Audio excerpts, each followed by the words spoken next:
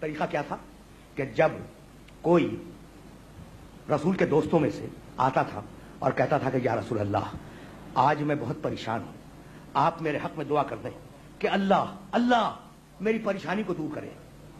بھائی لوگ ہیں نا, پریشان ہوتے ہیں, مسائل پیدا ہوتے ہیں, آتے تھے رسول کی خدمت میں اور کہتے تھے یا رسول اللہ میں بہت پریشان ہوں, آپ دعا کریں کہ اللہ میری پریشانی کو دور کر دے. تو کان من عادت ہی علیہ السلام, تو پیغمبر کی عادت تھی کہ اپنے دونوں ہاتھوں کو بلند کرتے تھے دعا کے لیے اور کہتے تھے اللہم ارحم علی فلان, پروردگار اس شخص کی پریشانی کو دور کر دے بے حق علی ابن ابی طالب.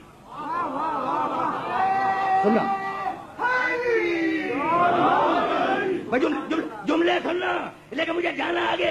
اللہم فضائل مرتضی بھی حوالہ ذہن میں محفوظ رہے, حنفی بزرگ ہیں. اللہم ارحم علی فلان بے حق علی ابن ابی طالب, پروردگار تجھے واسطہ علی ابن ابی طالب کا, تو فلاں شخص کی پریشانی کو دور کر دے.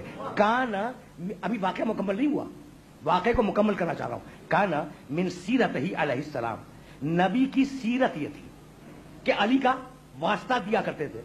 سنتے سنتے لوگوں کے کان پک گئے, بے حق علی ابن ابی طالب, بے حق علی ابن ابی طالب, بے حق علی ابن ابی طالب.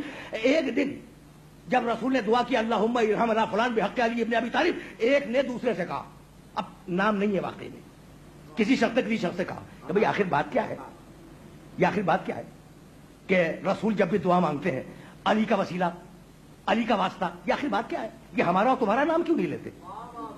عجیب بات ہے, بس سنیے گا, اور یہ روایت سننے کے قابل ہے اس لیے میں بیان کر رہا ہوں. یہ آخر بات کیا ہے کہ جب رسول دعا مانگتے ہیں علی کا وسیلہ قرار دیتے ہیں, بھئی آخر ہم بھی موجود ہیں, تم بھی موجود ہو, تو تمہارا یا ہمارا نام کیوں نہیں لیتے؟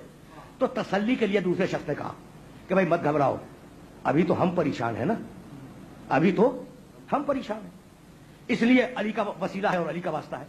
اس دن کا انتظار کرو جب علی پریشان ہو, تو جب علی کہیں گے کہ یا رسول اللہ میرے لیے دعا کیجیے, تو اب ظاہر ہے کہ یا تمہارا وسیلہ ہوگا یا میرا وسیلہ ہوگا.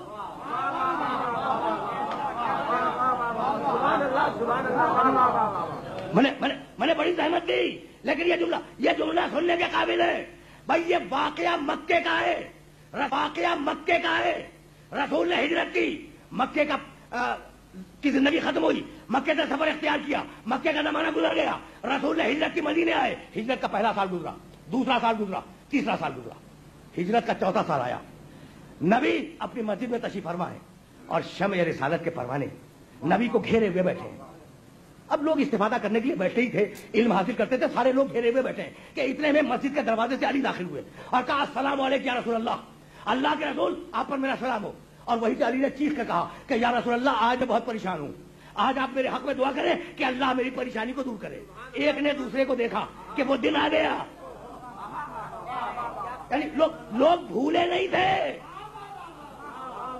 یعنی 4 سال پرانی بات اتنی حافظے میں حاضر تھی کہ فوراً ایک نے دوسرے کو دیکھا اور کہا اب رسول کا جملہ سننا, آج علی کے لیے رسول دعا کریں گے, علی کے لیے کریں گے. تو جب علی کے لیے کریں گے تو واسطہ یا تمہارا ہوگا یا میرا ہوگا. اب سارے کان متوجہ ہوئے قول رسول کی طرف, اور ایک مرتبہ رسول نے ہاتھ کو بلند کیا اور کہنے لگے اللہم, بھائی توجہ رکھنا, اس جملے کے لیے زحمت دی, اللہم ارحم علی علی ابن ابی طالب بے حق علی ابن ابی طالب.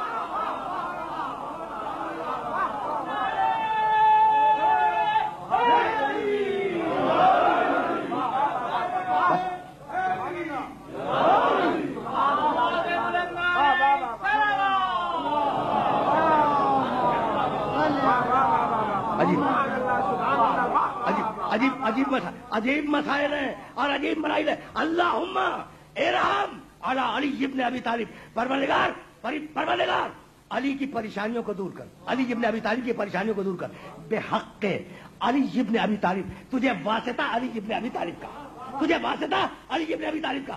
بس یہ سننا تھا کہ دل کی بات زبان پہ آ گئی. کسی نے پکار کے کہا کہ یا رسول اللہ یہ آخر بات کیا ہے کہ ہمارا کام ہو جب بھی بے حق علی ابن ابی طالب, اور علی کا کام ہو جب بھی وسیلہ علی کا. تو ایک مرتبہ رحمت نے جلال کے عالم میں کہا کہ ارے تم اپنی بات کرتے ہو, جب مجھے اپنی دعا قبول کروانی ہوتی ہے جب بھی میں علی کا واسطہ دیتا ہوں.